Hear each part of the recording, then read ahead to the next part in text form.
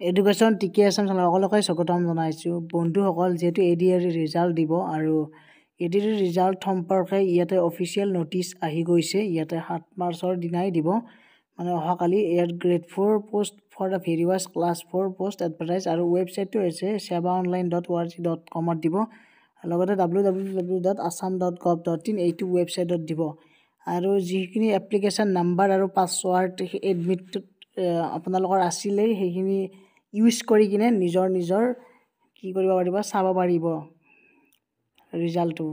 so ঠিক তেনেদৰে এইখন আছিল গ্ৰেড 4 এইখন আছিল গ্ৰেড 3 ক্লাছ 3 লেখা আছে ইয়াতে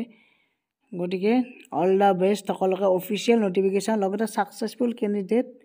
ইয়াত দিয়া আছে written examination OMR based will have to appear for next ইয়াতে যিখিনি আমাৰ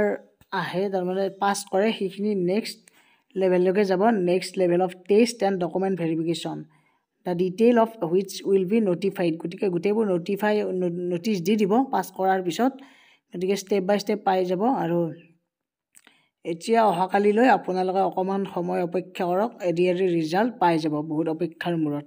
গটিকে বহুত ধন্যবাদ সকলোকে ভিডিওটো চোৱাৰ কাৰণে আৰু চেনেলটো সাপোৰ্ট কৰি থকাৰ কাৰণে